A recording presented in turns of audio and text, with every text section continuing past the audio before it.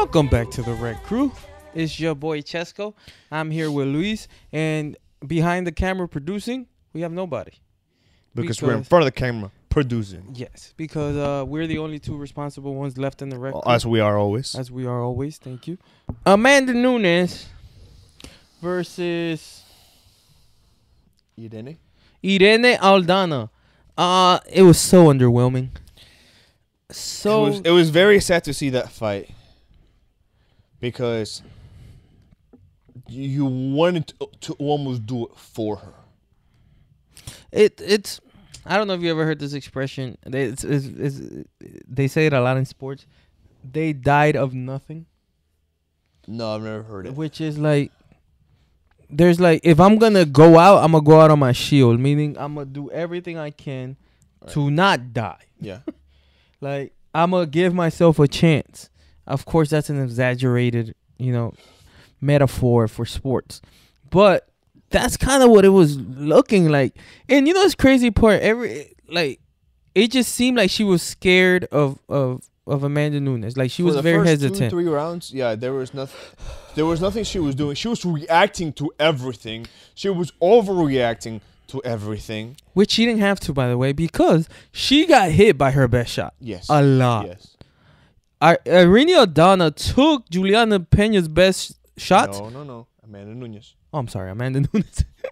Irene Aldana took Amanda Nunes' best shots, and was never really rocked.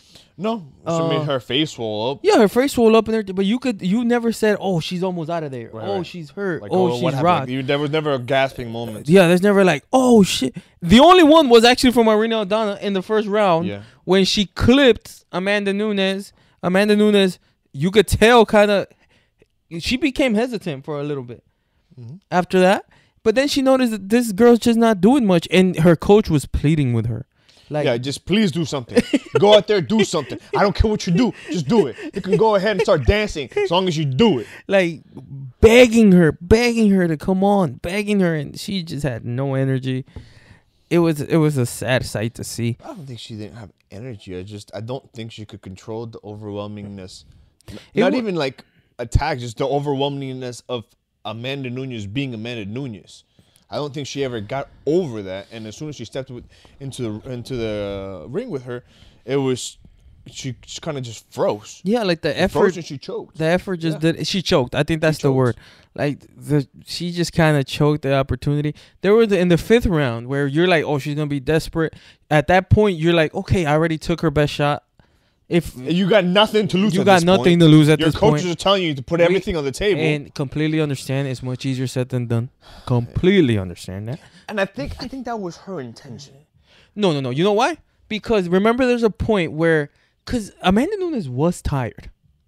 Amanda Nunes gets Irene Aldana on the ground in the fifth round. Yes, she was having trouble getting her takedowns. Irene Aldana gets the foot on the hips. Remember, pushes away. Yes. There was a moment of like 5 seconds where Irene was on the floor on her back. Exactly. She can get up. Yes. All she had to do, because she didn't have to push her off. The only thing that Amanda Nunes was holding was like her foot, right? Like her ankle. I think at one point she had both feet on the ground and she was just kind of pushing away. But then I think Amanda just like. But she waited there, and I get it. She's gonna take a shot or two getting up, but it's the fifth round. Like, you have to do it. And like we said, you already know you can take her shots. Yeah, and unfortunately, and the entire fight was like that. It was a complete sweep. Yeah. It was just sad to see. Yeah. It almost looked like Amanda Nunes was playing sparring partners with her, because she would to get a takedown, she let her up. She was just trying to see if she could do it. She was trying to fake something. She was trying to gauge her reactions, and then as soon as she put her hands down, she would go for the hook or for the punch, whatever you want to call it, right? Which is crazy, because the hope was that Mexicans have this do or die mentality. This, like, it's like they all have this, with the exception of Canelo, they all have the same idea, which is, I'm gonna keep coming forward and forward and forward like a zombie. Yeah. And you're gonna hit me. In boxing is like, and by the 10th round, you're exhausted of me following you, and that's when I take over. Yeah. In MMA, it's by the third, fourth round, you're exhausted of me walking through your shots, and I take over. That didn't happen in this fight. And which the blueprint that we saw from Juliana Pena was you walk through those punches from Amanda Nunes, you can walk her down, you can make her uncomfortable, and maybe later in the fight you could take over. Now, I did believe Amanda Nunes was going to win dominating on the ground, which really didn't happen like that.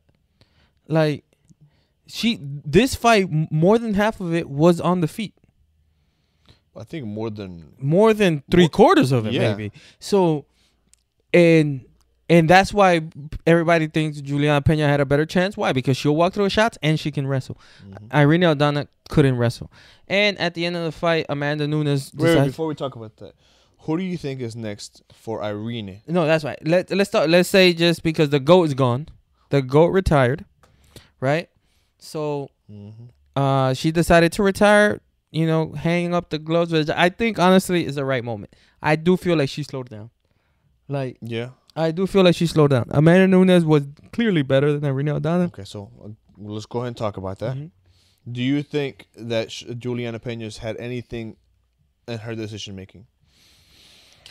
Yes and no. The fact that she lost once and she lost pretty embarrassingly. Yes and no, but she got it back. So it's not. She got it back with flying colors. And she got it back like clearly the right way. But it was clearly a hard fight. Right? Even though she did win it, like you saw how her face ended up after that second fight. She clearly won the fight. But it's like they're on two courses where it's like Juliana Pena has nothing to go but up now. She still has a lot to prove. She's gonna keep getting better. It's easier for her to train. It's easier for her to be motivated. Amanda Nunes has nothing left to prove. What that if let's say Juliana, she's already double champ. Juliana wins the third fight. Let's say they fight and hypothetically Juliana wins the third fight. Amanda Nunes is still the greatest of all time. Nothing changes. I did beat her. It's like nobody's asking Izzy to go beat Alex Pereira 2 more times. Like, no, you got it back. You good. Yeah, that's all you need. You know, that's all. There's no 4th, 5th, 7th fight. Yeah, he got you 3 times. You got him once, but who cares? You got him. Yeah. It's like same thing here. It's 1-1. She finished you. You didn't finish her, but who cares? You got her back. So, I don't think. Or last best. And and I think so. No, and it's a war. If you're not ready for a war, don't get in there. Yeah. And Juliana Pena it was gonna be a war. So, and she's more Mexican than Irene. Now let's get into this. If Irene Aldana would have lost today in a better fashion, her next fight is Juliana Pena for the title. Agreed. Irene is nowhere near the title fight. And if nowhere near. If she's ranked number 5, she stays at number 5. She goes to like 7. Like yeah, probably. If she would have fought in a better fashion, if she would have like stood in there and just done something. Not only does she prove that she doesn't have the will that it takes to actually be a championship, she doesn't have the ground game that it takes to be a championship. Yeah, and here's because she could have had the other. Because to me, the fight to make, and it's a money fight. It's Juliana Pena versus Valentina Shevchenko. That's the fight to make. Like, okay, that's a hell of a fight. I think it's a money fight. That's a fight that sells. There's a star. There's an up and coming star. And so Valentina would go up in the weight class. Valentina would go up, yes. And Valentina already fought there. I've always said it. I think Valentina beat Amanda Nunes in that second fight. I really do. I stand by that. The first fight was a 3-rounder. She got wrestled. Clearly lost. I'm sorry, the first fight. The second fight, it was all on the feet. I really feel like Valentina won that fight. Valentina versus Juliana Pena is a styles clash. Can Juliana Pena keep Valentina Shevchenko on the ground? Because Valentina Shevchenko is a way better striker than Amanda Nunes. You're not going to be able to just walk through Valentina Shevchenko. Yeah. She's going to cut angles like crazy. And that's the possibility. I think that's the fight. Irene Aldana, I have no idea. Let's go another question. Now that Amanda Nunes has retired, do you think they retired the women's featherweight? They have to. There's nobody else. There's nobody in it. Like, it's crazy. Can you do me a favor? What's her name? Cyborg? No. What's her name? God damn, I can't remember her name. Who did she fight? She fights for PFL. Put PFL female fighter. I bet you're. Damn. PFL female. The first one, it has to be her. If there's a list. Why can't I remember her name? It's her right there. What's her name? It's her? Yes. Oh, she's jacked.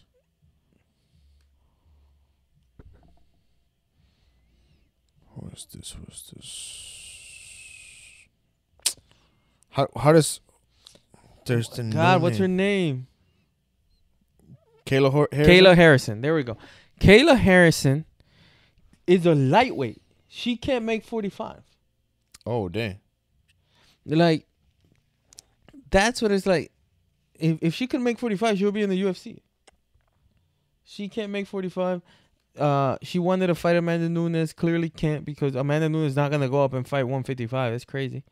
So, it's...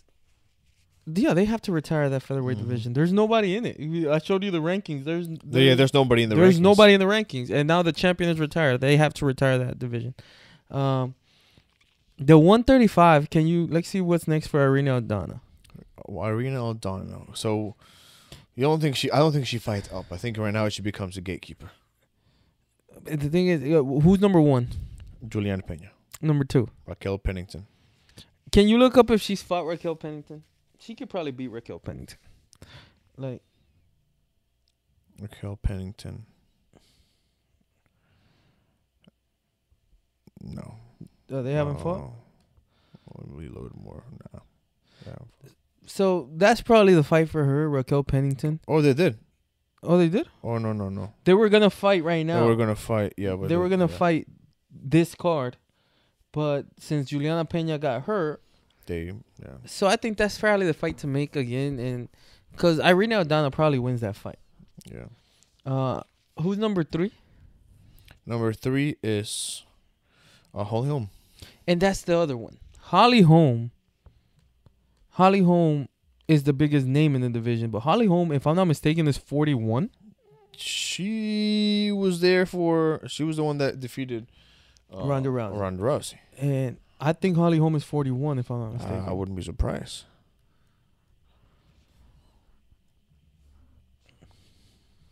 The preacher's daughter is born in 1981. She's 41, correct? 41.